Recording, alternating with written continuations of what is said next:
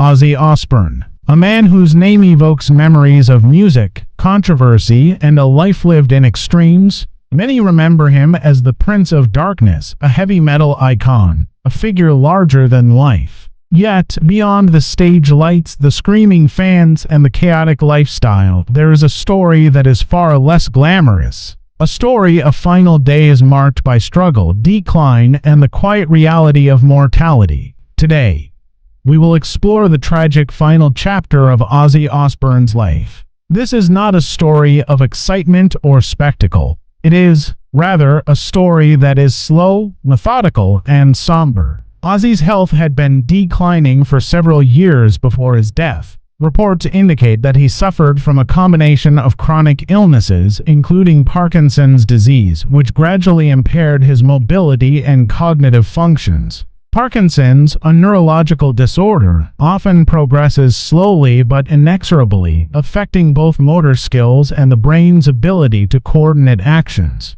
In Ozzy's case, the disease reportedly made simple tasks difficult, from walking across a room to holding a cup of tea. The severity of the illness led to frequent hospital visits, medical consultations, and reliance on professional caregivers. In addition to Parkinson's disease, Ozzy had a history of other health complications. He was known to struggle with respiratory issues, likely exacerbated by decades of smoking and exposure to second-hand smoke during his career. Reports also suggest that he had cardiovascular problems, including high blood pressure and intermittent arrhythmias, which can increase the risk of heart failure. These conditions, individually serious, collectively contributed to a gradual deterioration of his overall health. The final days of Ozzy's life were reportedly quiet, in stark contrast to his public persona. He spent much of his time at home, surrounded by family and close friends.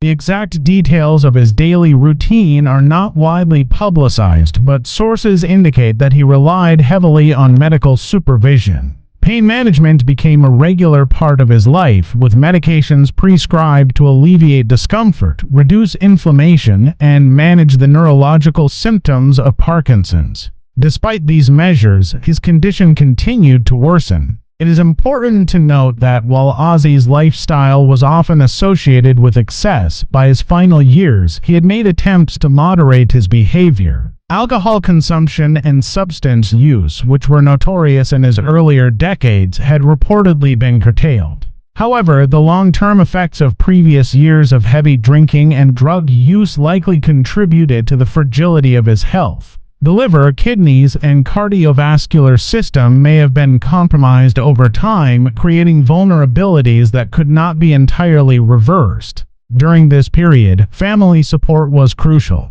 Sharon Osbourne, his wife, was reportedly deeply involved in his care, assisting with both medical and personal needs. The presence of familiar faces provided comfort, though it could not alter the course of the illnesses that afflicted him. Friends and colleagues occasionally visited, but many accounts suggest that Ozzy's interactions were limited, largely confined to those closest to him. The social isolation, though not entirely voluntary, became part of the final chapter of his life. In terms of his mental state, there are reports of both awareness and resignation. Facing a degenerative disease can be psychologically challenging, particularly for someone who spent decades performing, traveling, and living publicly. Ozzy reportedly experienced moments of reflection, acknowledging the limitations imposed by his illnesses. There was no dramatic confrontation with death, no sudden epiphany, but rather a slow and inevitable acceptance of his condition.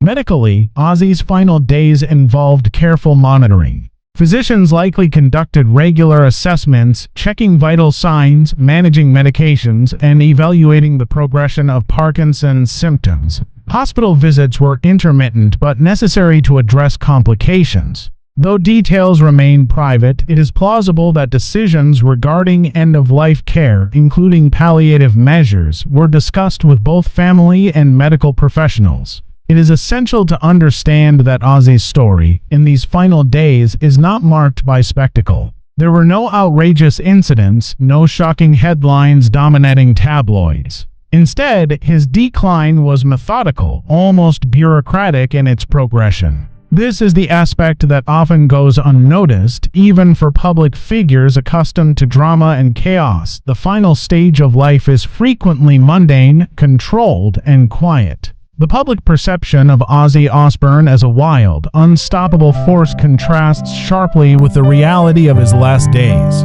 Behind closed doors, the daily routine of meals, medication, and minimal physical activity replaced the adrenaline of performances and the chaos of tour.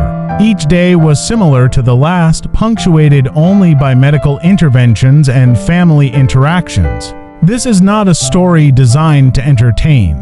It is a slow, reflective recounting of the inevitability of aging and illness, even for someone once considered immortal in popular culture.